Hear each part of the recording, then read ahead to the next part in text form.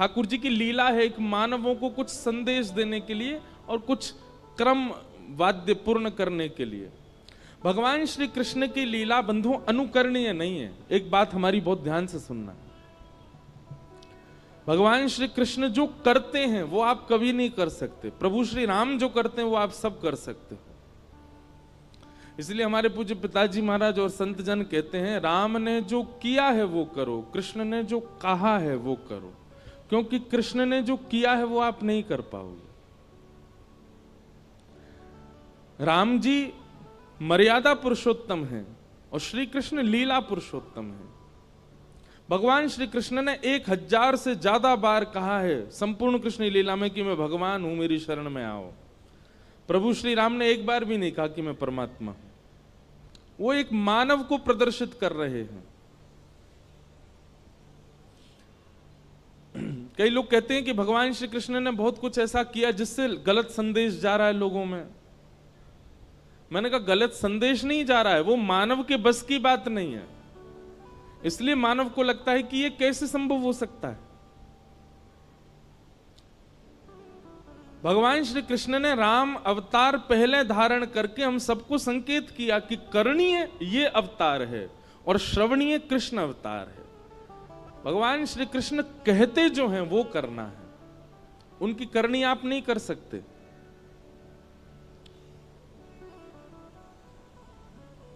तो निज ठाकुर जी का जो लीला स्वरूप है वो हमें पता है कि ठाकुर जी की कैसी लीला है, पर अधिकतर लोगों को ऐसा लगता है कि ठाकुर जी का विवाह, वो लगता क्या लिखा ही है, वो ठाकुर जी का मंचन स्वरूप है। रुक्मणी आदि जितने भी भगवान के विवाह हुए ये इनके एक तत्व हैं, उन तत्वों से ठाकुर जी ने विवाह किया। वो तत्व ठाकुर जी ने निर्माण किए। पृथ्वी, जल, अग्नि, वायु, आकाश, इन पांचों को क्या कहते हैं? पंच तत्व, जिनसे हमारा शरीर बनता है। हमारे शरीर के बाहर पंच तत्व हैं, भीतर 4 तत्व हैं। भीतर कौन कौन से तत्व हैं? मन, बुद्धि, चित्त और अहंकार। इसको कहते हैं अंतःकरण चतुष्टय। और बाहर के जो हैं वो पंचभूत, दोनों को मिलाएं कितने हुए? 9 तत्व। 10वां तत्व हमारी आत्मा है। ऐसे 24 तत्वों का वर्णन किया गया है भागवत में। 25 तत्वों का। पंचविंशति तत्वज्ञ यत्र तत्राश्रमे वसन जटी मुंडी सिखी वापी मुच्यते नात्र संशय। बहुत गंभीर प्रसंग है, उसमें नहीं जाएंगे ज्यादा। पर मूल 4 तत्व भीतर के, 5 तत्व बाहर के। बहुत ध्यान से सुनो सब लोग, इधर देखो। 5 तत्व बाहर के हैं, पृथ्वी, जल, अग्नि, वायु, आकाश। ये भगवान की प्रमुख 5 पत्नियां हैं। और भीतर के जो 4 तत्व हैं उनमें से एक तत्व स्वयं भगवान है, हमारी आत्मा। तो मन, बुद्धि, चित्त, चित्त को कहते हैं आत्मा। और अहंकार, यहां पर अहंकार का मतलब अभिमान नहीं है, अहंकार का मतलब सेल्फ कॉन्शियसनेस है। अहंकार का मतलब देहाभिमान है। भूख लगने पर भोजन करना, इसको देहाभिमान कहते हैं। प्यास लगने पर पानी पीना, गर्मी लगने पर एसी चलाना, यह भी एक सूक्ष्म अभिमान है देह का। उस अभिमान की बात है। तो मन, बुद्धि, चित्त और अहंकार, उसमें से चित्त भगवान है तो बचे 3। तो भीतर के 3, बाहर के 5, ये 8 भगवान की मुख्य पटरानियां हैं। भगवान ने तत्वों से ब्याह किया, जिन तत्वों को स्वयं भगवान नहीं बनाया है। किसी स्त्री विशेष से ब्याह नहीं हुआ ठाकुर जी का, सबका तत्व है। रुक्मणी जी अग्नि तत्व हैं,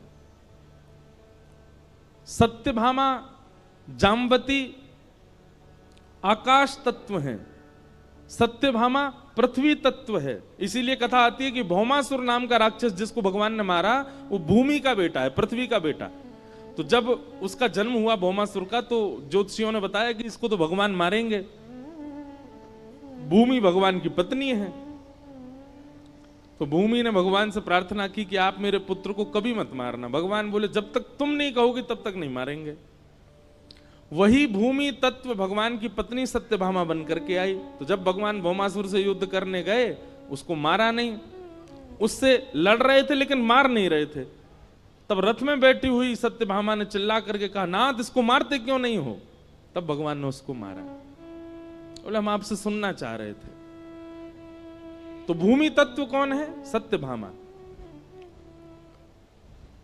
जल तत्व कौन है? यमुना जी, कालिंदी। इस प्रकार अष्टपत्रानियां भगवान की अष्ट तत्व हैं, जिनको भगवान ने ही बनाया, केवल लीला के लिए भगवान ने उनको स्त्री रूप बना करके ब्याह किया। इस प्रकार भगवान के मुख्य अष्ट ब्याह हुए। इनमें से एक ब्याह भगवान का उज्जैन में हुआ, और उज्जैन में जिनसे ब्याह हुआ उनका नाम था मित्रविंदा। मित्रविंदा के साथ ठाकुर जी का ब्याह हुआ। इस प्रकार अष्ट ब्याहों का क्रम बताया। भौमासुर नाम का दैत्य था, उसके यहाँ 16,100 राजकुमारियां बंधी थीं। भगवान ने उनको जाकर के मुक्त किया। सबको कहा कि अपने घर जाओ, पर 16,100 राजकुमारियों ने भगवान से कहा, भूयात पतिर में मय्यम, आप ही हमें अपनी पत्नी मान लीजिए। तब भगवान ने उन 16,100 राजकुमारियों से भी ब्याह किया। विश्व के जगतपति हैं ठाकुर जी। लोग कहते हैं भगवान ने इतने की, हम 2-4 कर लें, एक घर में कर लें, एक बाहर कर लें। ठीक है, शर्त है, लेकिन जिस प्रकार भगवान सबके साथ एक समय पर एक ही साथ 16,108 रानियों के साथ भगवान अलग अलग रूप धारण करके रहते हैं, आप भी रहो। एक पत्नी इंदौर में रहे, एक भोपाल में रहे, आप भी दोनों जगह एक ही समय पर रहो तो कर लो ब्याह। भगवान श्री कृष्ण ने जो किया है वो नहीं कर पाओगे। इसलिए भगवान श्री कृष्ण जो उपदेश करते हैं वो श्रवण करो। भगवान के इतने ब्याह हो गए, 16,108 ब्याह हुए। तत्पश्चात भगवान की दिनचर्या, ग्रहचर्या, इन सब की कथा बताई गई। एक नृण नाम का राजा था। वो नृण राजा रोज दान करता था। एक बार उससे एक भूल हो गई कि एक ब्राह्मण को उसने 10 गैया दान करी। उनमें से एक गैया भाग करके आई और राजा की गौशाला में फिर से आकर के खड़ी हो गई। अगले दिन राजा ने 10 गैया फिर दान करी, तो जो गैया का पहले दान कर चुका था उसी का दोबारा दान कर दिया। दूसरा ब्राह्मण 10 गैया लेके जा रहा था। पहला ब्राह्मण 9 में से एक गैया को ढूंढ रहा था, और ढूंढता ढूंढता उसने दूसरे ब्राह्मण के यहाँ गैया को देखा। दोनों ब्राह्मणों में विवाद हो गया। राजा निष्कर्ष नहीं निकाल पाया, इसलिए ब्राह्मणों के कोप से राजा को गिरगिट बनना पड़ा, कृकलाश्य। भगवान ने कृपा करके उसको फिर मुक्त किया। दान बहुत सोच समझ के होना चाहिए बंधु। हमारे शास्त्रों में कहा जाता है, कुपात्र दानाच भवे दरिद्रम, दरिद्र भावेन करोति पापम, पाप प्रभावा नरकम प्रयाते, पुनर्दरिद्री पुनरेव पापी। दान बहुत सोच समझ के किया कीजिए। हर किसी को दान नहीं करना चाहिए। और आजकल तो बहुत भयावह माहौल हो गया है। दान के नाम पर कुछ भी हो रहा है। थोड़े विवेकी बनिए, कहां दान करना चाहिए इसका विचार किया कीजिए। सबसे उच्चतम दान कौन सा है पता है आपको? बताओ, सबसे श्रेष्ठ दान क्या है? ज्ञान का दान। किसी को ज्ञान देना। ज्ञान देना मतलब ऐसा नहीं कि वो, कई लोग तो मजाक में बोलते हैं ये तो ज्ञान ही बांटता रहता है, ऐसे नहीं। ज्ञान का दान मतलब किसी भटके हुए को कुछ समझा करके उसके भटकाव को रोकना, ये बहुत बड़ा दान माना जाता है। आपने उसको ज्ञान दिया, आपने उसको बचाया, आपने उसको कुछ समझाया। और ये बात हम नहीं कह रहे हैं, गोपियां कहती हैं गोपी गीत में, तब कथामृतम तप्त जीवनम कविभिरीडितं कल्मषापहम् श्रवणमङ्गलम्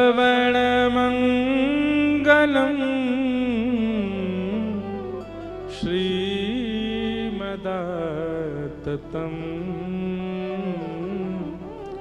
भुवि गृह्णन्ति ते भूरिदा जनाः।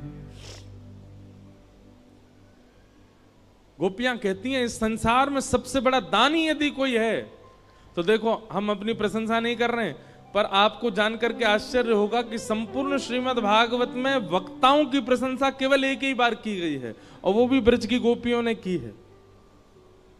वक्ताओं की प्रशंसा नहीं है, सब जगह श्रोताओं की महिमा, श्रोताओं की प्रशंसा, श्रोताओं का यश। वक्ताओं की केवल एक जगह प्रशंसा है, और वो है गोपी गीत में। और इतना ही नहीं, गोपी गीत में गोपियां प्रशंसा करती हैं और फिर अगला गीत गाया भ्रमर गीत, उसमें फिर गालियां भी देती हैं वक्ताओं को।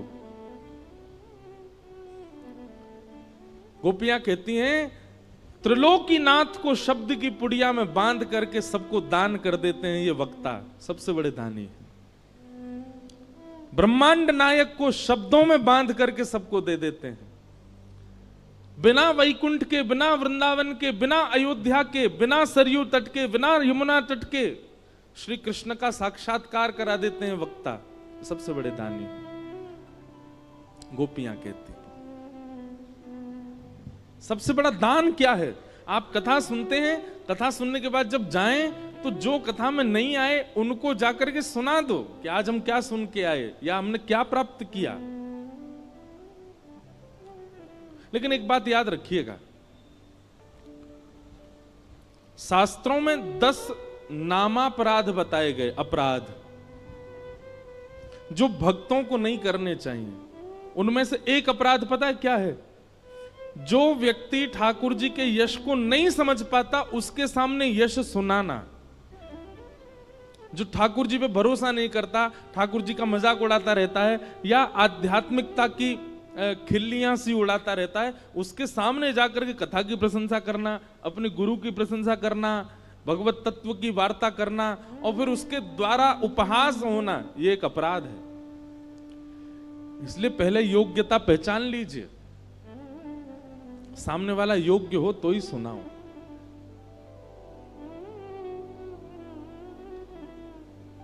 वक्ताओं को बहुत अपराध लगे हुए होते हैं क्योंकि इतने श्रोता आते हैं कथा में।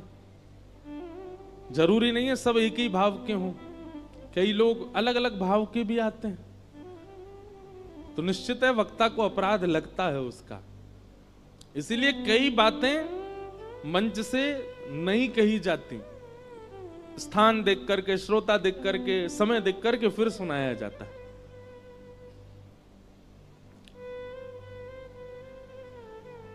तो दान ज्ञान का अच्छा, पर दीजिए उसी को जो उसको पचा सके, जो उसको संभाल सके, जो उसको रख सके। बीज को कहीं भी नहीं बोया जाता, सत पात्र में ही बोया जाता है। जहां बीज अंकुरित हो सके वहीं डालते हैं हम। हर बीज का एक नियम होता है ना। अब मुझे तो इतनी नहीं आती प्लांटिंग करना, फार्मिंग करना, पर आप सब में से कोई जानकार हो, हर बीज का एक स्वरूप होता है कि वो इतनी मिट्टी में ही जाएगा तो फलेगा, इतनी धूप ही आनी चाहिए, इतना जल पड़ना चाहिए। तो ऐसे ही पात्र देख करके बताना चाहिए भगवत भावों को। ये बात आपके लिए, हमारे लिए नहीं। हम तो खुले मंच से कुछ भी कहें, ये तो कथा पंडाल है, अपराध तो लगता है, लेकिन फिर भी यह नियम है कि यहां तो सब सुनाना ही है। पर आप लोग जब एकांतिक किसी से मिलते हैं या अपने परिवार के लोगों के बीच में बैठते हैं, जो व्यक्ति ऐसा दिखता हो कि ये इस भाव को अच्छी तरह स्वीकार नहीं करेगा, मत सुनाइए, नहीं तो अपराध लगेगा। और जहां लगता है कि नहीं ये अधिकारी है इस भाव का, उसको तुरंत बताइए। सबसे बड़ा दान है।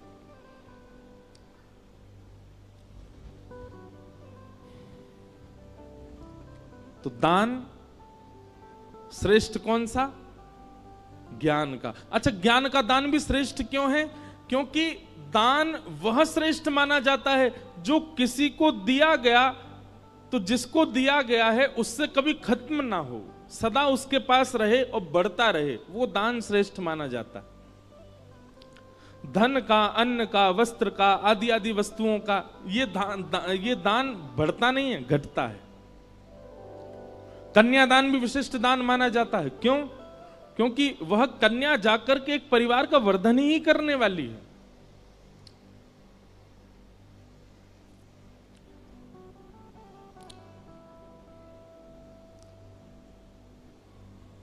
तो इस प्रकार राजा नृण की कथा बताई गई। फिर आगे प्रसंग आता है कि श्री नारद जी महाराज भगवान की गृहचर्या देखने गए कि भगवान अपने गृहस्थाश्रम में कैसे रहते हैं। तभी नारद जी ने जाकर के क्या देखा कि ठाकुर जी 16,100 राजकुमारियों के साथ एक ही समय पर अलग अलग रूप में अलग अलग भवनों में विलास कर रहे हैं, एक ही साथ। यह दर्शन करके नारद जी महाराज अत्यंत प्रसन्न हुए। तत्पश्चात भगवान की नित्यचर्या बताई गई। ठाकुर जी की दिनचर्या कैसी है। सुबह भगवान ब्रह्म मुहूर्त में उठ जाते हैं। अच्छा एक बात सुनो, हमारा तो सिस्टम डामाडोल हो चुका है। अब कथाएं करते करते और भाग दौड़ में हमारा कोई नियम नहीं रह गया। अब सब उल्टे सीधे हो गए हैं। पर आप लोग संभालो। जिस व्यक्ति को, लिख लीजिएगा इस बात को, ठाकुर जी का जीवन में कभी साक्षात्कार करना हो, वो ब्रह्म मुहूर्त में उठना प्रारंभ कर दे। सूर्य उदय से पहले रात्रि जा रही है, उस काल में उठ करके और अपना प्राणायाम आदि, स्नान आदि करके और ध्यान निश्चित करे भगवान का। और यदि वो धाम निवासी है, लाइव में भी जो वृंदावन के लोग सुन रहे हैं कथा, प्रातःकाल ब्रह्म मुहूर्त में उठ करके स्नान करके चले जाओ, यमुना जी के तट पर जाकर के परिक्रमा करो। हमको बिहारी जी के गोस्वामी जी एक हैं हमारे बड़े, ठाकुर जी की खूब सेवा करते हैं। उन्होंने मुझको बताया, बोले लाला तो एक सूत्र बता के जा रहा हूं। मैंने कहा बताओ महाराज जी। बोले काउद ना ऐसो नियम धारण कर लियो, जब तू ब्रज में रहवे लग जाए। अब तो हम रहते ही नहीं, हम दुनिया ब्रज में बस रही, हमारी कथा सुन के हम ही ब्रज से बाहर हैं।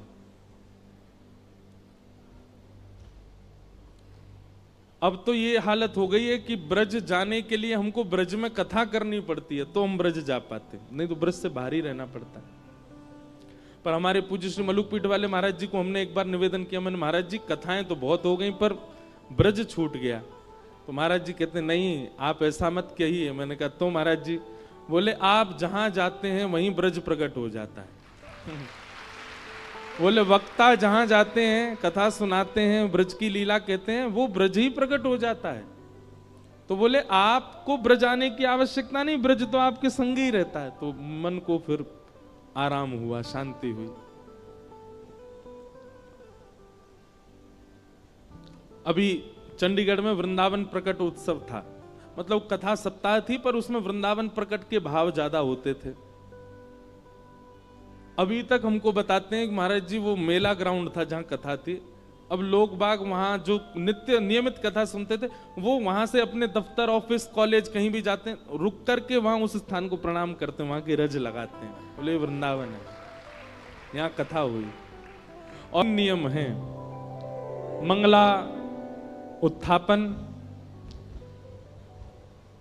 मधुकरी सेवन और रसिक सेवा, ब्रजवासीन की सेवा। ये तीन भाव करने वृंदावन, ठाकुर जी यही से प्रसन्न रह जाएंगे। पर वृंदावन जाके व्यक्ति सब करता है, ये तीनों ही नहीं करता। ना तो मंगला उठते हैं, ना मधुकरी मांगते हैं, ना रसिकों की सेवा करते हैं। तो तीन काम कीजिए। ठाकुर जी की दिनचर्या बताई गई। भगवान सुबह सुबह उठ जाते हैं मंगला में, और भगवान उठ करके फिर अपने भक्तों का स्मरण करते हैं। थोड़ी देर ध्यान लगा करके समस्त ब्रह्मांड में जितने भक्त ठाकुर जी का स्मरण करते हैं, सबका स्मरण ठाकुर जी उस समय करते हैं। तत्पश्चात भगवान स्नान आदि करके शंखनाद करते हैं। और शंखनाद होते ही पूरी द्वारिका उठ जाती है। भगवान के पांचजन्य शंख की ध्वनि से द्वारिका उठती है। तत्पश्चात भगवान गौशाला जाते हैं, गौ सेवा प्रारंभ की स्वयं करते हैं श्री ठाकुर जी। गैयाओं के बीच रहते हैं, गैयाओं से स्नेह करते हैं, सब गैयाओं को स्वयं जाकर के देखते हैं। नगर भ्रमण करते हुए ठाकुर जी फिर अपनी स्वधर्मा सभा में आते हैं। सभा में आकर के मंत्री, महामंत्री, सेनापतियों की वार्ता सुनते हैं। जहां जाना, जो करना, वो सब क्रियाएं करते हैं। रात्रि में ठाकुर जी परिवार को समय देते हैं, सबके साथ बैठ करके प्रसाद पाते हैं और फिर विश्राम करते हैं। इस प्रकार ठाकुर जी के सारे नियम बताए गए, दिनचर्या कैसी ठाकुर जी की। आगे राजसूय यज्ञ का प्रसंग सुनाया गया। पांडवों ने राजसूय यज्ञ किया और राजसूय यज्ञ में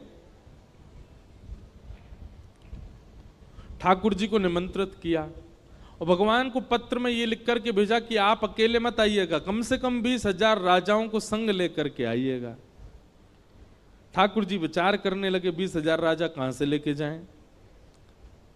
तभी जरासंध, जिसने मथुरा पर चढ़ाई की थी, एक प्रकार से भगवान के नाना लगते हैं जरासंध। क्यों? क्योंकि कंस के ससुर जी हैं जरासंध, तो मामा के ससुर जी भी नाना ही लगते हैं। तो जरासंध ने 20,000 राजकुमारों को बंदी बना रखा है। ये खबर ठाकुर जी को पता चली तो भगवान ने फिर योजना बनाई, पहले जरासंध के यहां जाएंगे, वहां से 20,000 राजकुमारों को मुक्त करके फिर जाएंगे यज्ञ में। भगवान अपने साथ अर्जुन और भीम को लेकर के जरासंध के यहां गए। मगध नरेश, बिहार के राजा हैं जरासंध।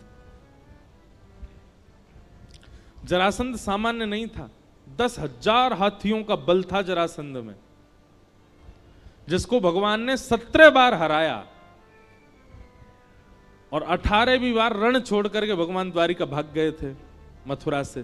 क्यों भागे थे? क्योंकि जरासंध ब्राह्मणों को अनुष्ठान पर बैठा करके आया था कि अब की बार में हारना नहीं चाहिए, यदि हारा तो आप सबको जान से मार दूंगा और यदि जीता तो इतनी दक्षिणा दूंगा कि आप ब्राह्मणों को कभी किसी से मांगना नहीं पड़ेगा। तो ब्राह्मणों के हित के लिए भगवान रण छोड़ करके भाग गए।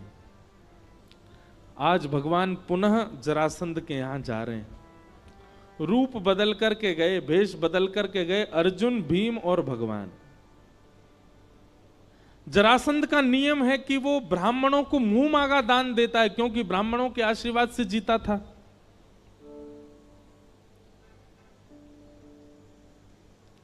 भगवान ब्राह्मण का रूप धारण करके गए। जरासंध ने कहा, मांगिए विप्र देवता, क्या चाहिए? भगवान बोले, युद्ध।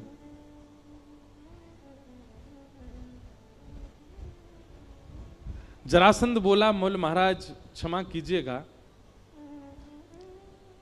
ब्राह्मण दुनिया की कोई भी वस्तु मांग सकता, युद्ध नहीं मांग सकता।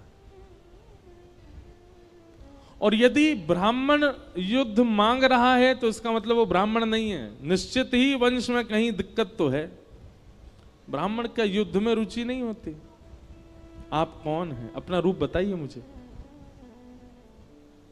भगवान ने अपना रूप दिखाया। योगेश्वर कृष्ण को देख करके जरासंध बोला, मुझे पता था तुम ही होगे, पर एक बार रण छोड़ करके जो मेरे सामने से भाग जाता है भगोड़ा है, मैं उससे युद्ध नहीं करता दोबारा। कायर हो तुम, तुमसे युद्ध नहीं करूंगा। हाँ भाई, तुम अपना मुख दिखाओ। अर्जुन ने अपना मुख दिखाया। बोले, ओहो, पांडवों के मध्यस्थ भ्राता अर्जुन, तुम तो छोटे हो, छोटे बालक हो, बालकों से युद्ध नहीं करता मैं। तीसरे से कहा, तुम अपना रूप दिखाओ। तो भीम ने अपना रूप जब दिखाया, जरासंध बोला, हाँ ये मेरी टक्कर का है, इससे युद्ध करूंगा। सूर्य उदय होते ही आप तीनों मेरे शत्रु हैं, और विशेष रूप से ये मेरा शत्रु है भीम, और सूर्यास्त होते ही आप तीनों मेरे मेहमान हैं। बिना अस्त्र शस्त्र के केवल मल्ल युद्ध होगा भीम और जरासंध के बीच में। कृष्ण और अर्जुन का उस युद्ध में प्रवेश नहीं होना चाहिए। आप लोग बस बाहर बैठ के दर्शनार्थियों की तरह, दर्शकों की तरह देखोगे। भीम बोला, ये होलिका का श्रीफल मुझे ही बनना था क्या? भगवान बोले, मेरे हाथों मरना होता तो 17 बार चढ़ाई की थी इसने मथुरा पे, तभी मर गया होता। इसकी मृत्यु तेरे हाथ ही है भीम, चिंता क्यों करता है? मैं हूं ना तेरे साथ, अर्जुन है ना, हम दोनों हैं, तेरे को जिता के लेके जाएंगे। रात्रि में सो गए। सुबह सूर्य उदय होते ही दरवाजे खटखटाने लगे। सैनिक बोले, सूर्य उदय होने में कुछ क्षणों की देरी है, युद्ध भूमि में आ जाओ, जरासंध महाराज आने वाले हैं। भीम तैयार होकर के गया। भगवान बोले, चिंता मत कर, तू युद्ध कर, हम बैठे हैं ना। जरासंध सामान्य नहीं था। जैसे ही सामने भीम आया, जरासंध ने एक मुष्टिक प्रहार किया। एक मुष्टिक में ही भीम मूर्छित हो गया, तारे दिख गए उसको, उठ ही नहीं पाया। और जरासंध ने इतना मारा, भीम की हड्डी हड्डी दर्द करने लगी। शाम हो गई। एक तरफ से अर्जुन, दूसरी तरफ से ठाकुर जी उसको कंधे पर लाद के लेके आए कक्ष में। बाम आदि औषधि लगाई, केला खवा में, सेब खवा में, और स्वयं पकवान खामे दोनों, एक ही थाली में बैठ के। भीम बोला, तुम लोग यहां पकवान उड़ाने आए हो? वो मेरे को इतना मारता है, तुम लोग बैठे बैठे देखते रहते हो। भगवान भीम के पास गए और भीम से जाकर, बहुत अच्छी कथा है, ध्यान से सुनना। भीम से भगवान कहते हैं,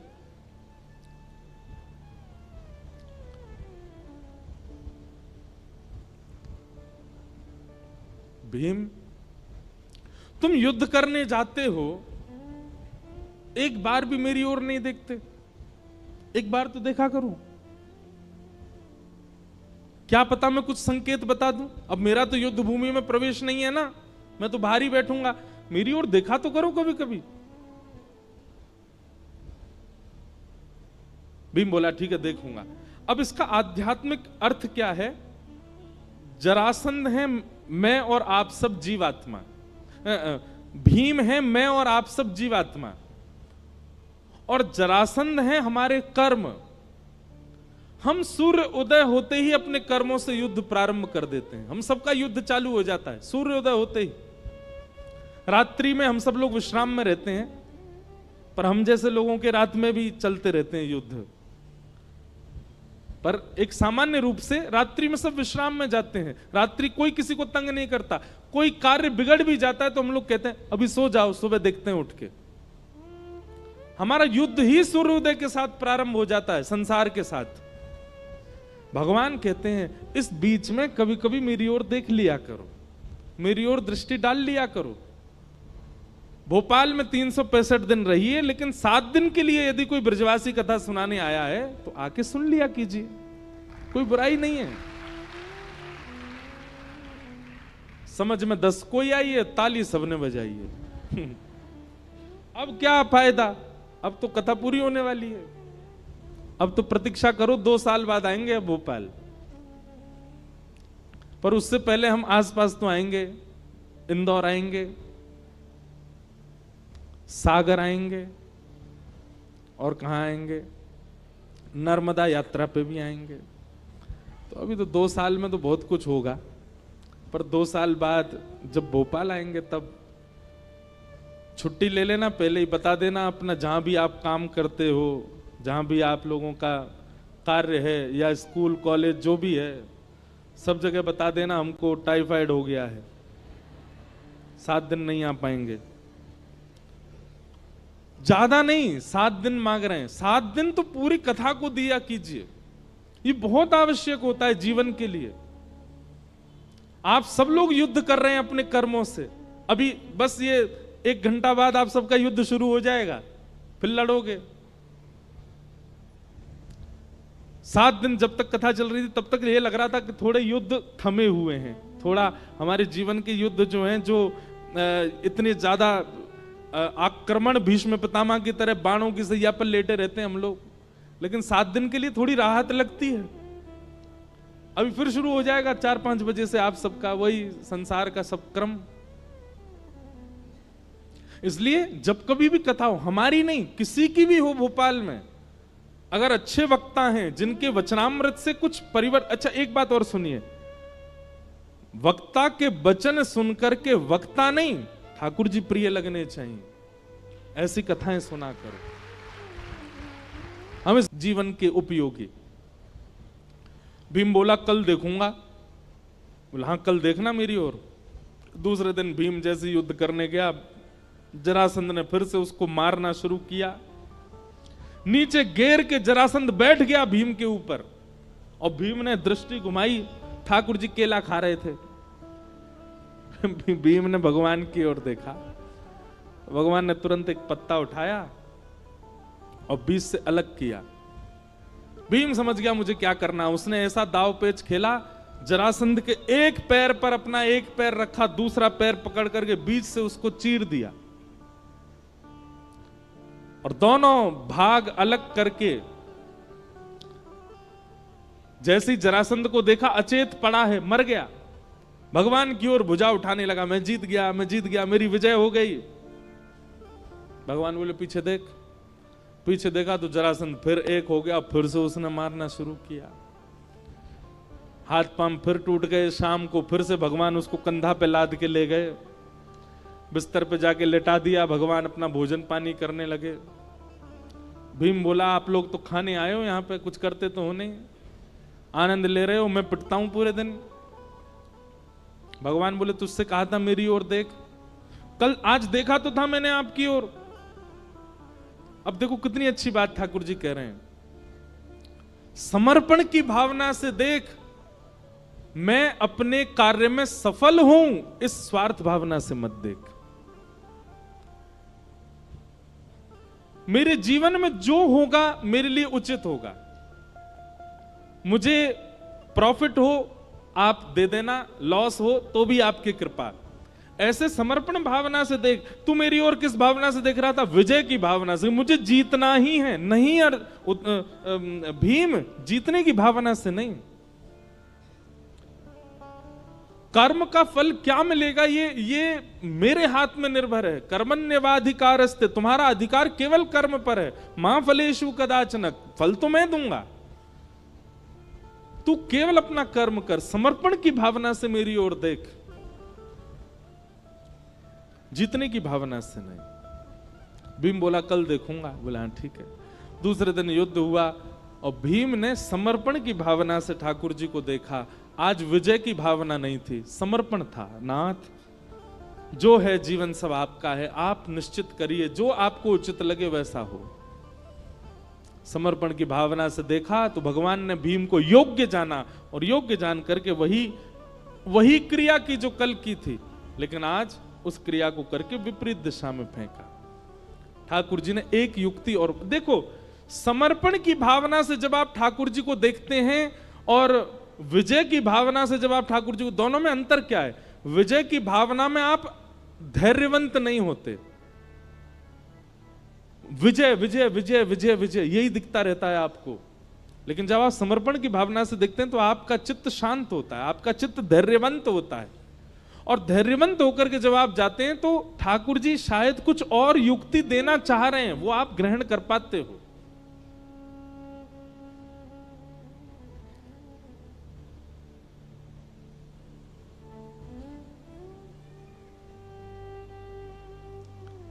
भगवान ने जब भीम को देखा कि आज समर्पण है, तब पत्र बीच से अलग करके विपरीत दिशा में फेंका। भीम को संकेत मिल गया कि करना वही है जो कल किया था, बस बीच से अलग करके छोड़ नहीं देना है, विपरीत दिशा में डालना है ताकि ये एक ना हो सके। तब भीम ने वही दाव पेच खेला, बीच से दुर्योधन जरासंध को अलग करके विपरीत दिशा में फेंका। नहीं एक हो पाया और जरासंध के प्राण निकल गए। तब भगवान को आज प्रणाम किया, बोले नाथ क्षमा करना, कल मुझसे भूल हुई, आज मैंने अपनी भूल सुधारी। भगवान बोले अब जरासंध का वध हो गया, तुम सफल हुए, चलो। 20,000 राजकुमार जो बंदी बने थे उन सबको मुक्त किया और लेकर के भगवान राजसूय यज्ञ में गए।